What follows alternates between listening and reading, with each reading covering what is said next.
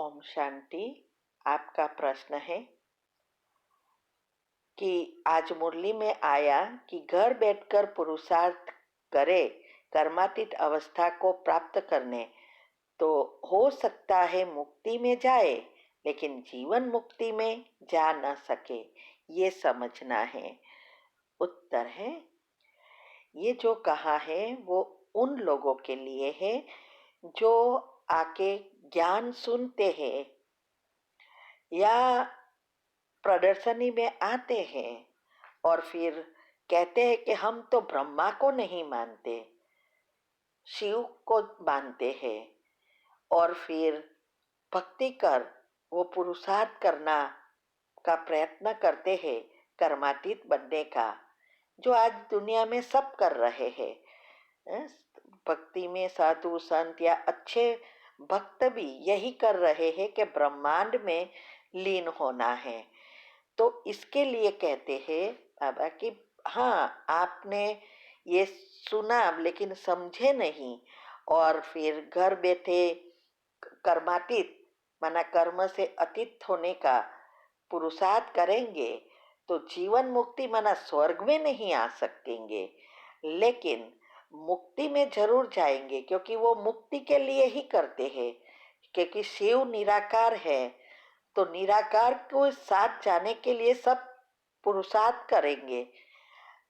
और लेकिन वो जब तक ज्ञान ना सुने, और ज्ञान कौन सुनाएगा? ब्रह्मा मुख से ही तो सुनेंगे। तो ब्रह्मा भी महत्व का है और शिव भी महत्व का है, तो ये दोनों साथ है तब ज्ञान सुना सके।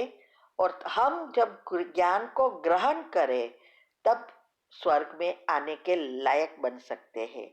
इसीलिए कहते हैं कि ये भी कहा कि वो आत्माएं जो अच्छी पुरुषार्थ करेंगे माना भक्ति करेंगे तो वो भक्ति मार्ग में अच्छे आगे बढ़ेंगे और अच्छे घर में आएंगे। लेकिन सत्युग त्रेता में आने के लिए तो ज्ञान को अच्छी रीति समझकर संचित कर्म भस्म करना बहुत आवश्यक है।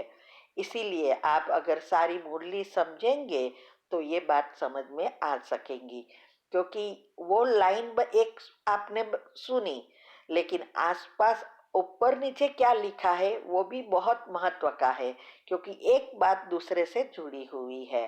ठीक है। ओम शांति। ओम शांति। आपका प्रश्न है, कल्याण की भावना रख शिक्षा दो तो शिक्षाएं दिल से लगेगी। उत्तर है, ये जो कल्याण की भावना कब आएगी? जब हमारे सारे गुण एक्टिव होंगे और एक एक बात बुद्धि रूपी दिल में बैठेगी तो बुद्धि का ताला खुलेगा, और तब दूसरों को भी वो टच होगा। इसके लिए हमने आज पहला जो प्रश्न में का उत्तर दिया है कि दिल और दिमाग दो तरह से सेवा होती है, वो अच्छी रीति सुनो, आपको ये बात समझ में आ जाएगी। क्योंकि कल्याण की भावना तब तक नहीं आती जब तक हमारे गुण को हम प्रैक्टिकल जीवन में नहीं लाते। और इसके लिए पहले जो नीचे के 3 चक्र है, मूलाधार, स्वाधिष्ठान और मणिपुर, ये 3 चक्र जब पार करते हैं तब ये अनाहत चक्र खुलता है, और अनाहत चक्र बैलेंस चक्र है, प्रेम। इसीलिए कहते हैं ना कि प्रेम ही दुनिया को चलाती है। तो ये प्रेम का चक्र जब एक्टिव होता है तब मेरा नहीं, मेरा भाई, मेरा बाप, मेरा पिता, मेरा पति नहीं, सारा विश्व हमारा परिवार है, ऐसी भावना नेचुरल होती है। तब हम औरों के लिए, औरों के कल्याण के लिए समय दे सकते हैं। और जब तक मेरा मेरा है तब तक तेरा नहीं होगा। इसीलिए हमें एक एक बात को अच्छी रीति समझकर जीवन में धारण करनी है, और वही बातें हम विधि अनुसार बता रहे हैं। ठीक है। ओम शांति। शांति। आपका प्रश्न है, मुरली में जो आज आया कि घर बैठे पुरुषार्थ करेंगे तो मुक्ति में जाएंगे, जीवन मुक्ति में नहीं, तो क्या ये उन बच्चों के लिए है जो सेंटर नहीं जा सकते, कभी बीमार है या हेल्थ प्रॉब्लम है या बिजी है, तो क्या उनके लिए कहा, ये स्पष्ट कीजिए। उत्तर है, इसका प्रश्न का उत्तर हमने आगे प्रश्न में बताया है कि किसके लिए कहा है। तो ये आप अगर याद करो तो बाबा क्या कहता है कि आप एक बार ज्ञान लिया तो दुनिया में कोई भी कोने में जाकर अगर आप चाहो तो पुरुषार्थ कर सकते हो। और ये भी कहा बांधेलिया भी आगे जा सकती है।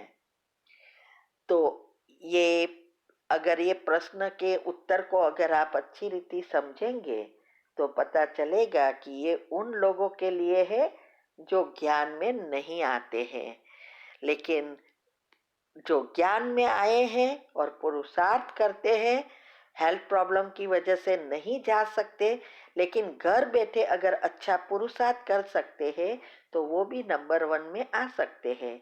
हम भी तो सेंटर पर नहीं जा सकते क्योंकि सेंटर ही यहाँ दूर है, कोई नहीं ले जाता।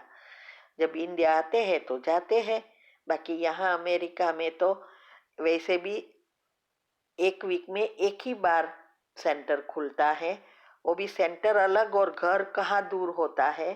तो ये सब बातों के लिए 1-2 घंटा हो जाता तो कोई हमें कौन ले जाएगा सुबह में। इसीलिए, लेकिन घर में रहते भी हमने यहाँ तक पहुँचे तो पहले पहले उसमें इस ज्ञान को अच्छी रीति समझने के लिए पुरुषार्थ करना पड़ता है। और अगर हम सब कुछ समझ सकते हैं, हमारी बुद्धि शुद्ध पवित्र बनती जाती है, तो हम घर बैठे भी 108 में आ सकते हैं। ओम शांति। आपका प्रश्न है, मेरी बेटी 9 इयर्स की है, शाम को गार्डन में लेके जाना पड़ता है, इसीलिए नुमासा मिस होता है। जीजीआरसी में और कोई बच्चे नहीं हैं तो उसको टाइम देना पड़ता है।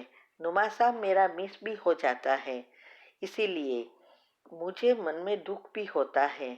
दूसरा, अगर किसी दिन गार्डन नहीं गई तो घर पर ही हूँ तो नुमासाम करती हूँ, पर उस वक्त उसको खेलने के लिए मोबाइल देती हूँ, तभी मेरा नुमासाम अच्छे से होता है।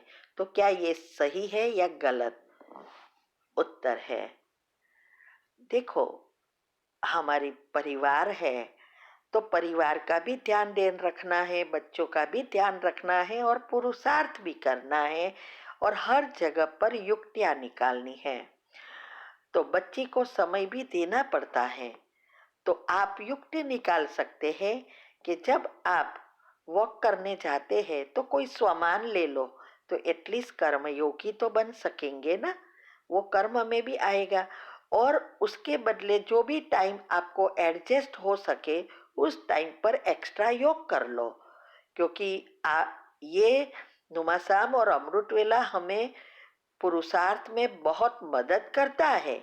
लेकिन अगर हमारा योग अच्छा है तो हम कोई भी टाइम पर करेंगे तो हमें फायदा तो होगा ही। तो ये आपको अच्छी रीति समझना है।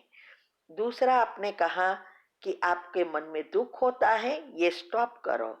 ये दुख होने से ही हमारे नए पाप कर्म बनता है। तो जो है उसकी युक्ति निकालकर फुल स्टॉप। और अगर आपको उसको मोबाइल योग के लिए देना पड़ता है तो आजकल सभी बच्चे मोबाइल और टीवी से यूज्ड टू है, तो उस समय देने में कोई हर्जा नहीं है। और दूसरा, मोबाइल से अच्छा टीवी देना, टीवी देखे, नॉट मोबाइल नहीं। मोबाइल नज़दीक से वो देखते हैं तो उसके वाइब्रेशंस ब्रेन को इफेक्ट भी होता है और आंखों के नंबर भी प्रॉब्लम होते हैं। तो ये जो भी गेम वगैरह है या कार्टून है वो आप टीवी पर रखकर उसको करने दो और आप दूसरे रूम में जाके योग कर सकते हैं। तो ये ऐसी युक्तियां निकालनी है। घर में रहते हमें एडजस्ट करके योग युक्त युक्ति युक्त चलना है, पुरुषार्थ भी करना है और परिवार का ध्यान भी रखना है। तभी हम बैलेंस रखते आगे बढ़ सकते हैं। ठीक है। ओम शांति।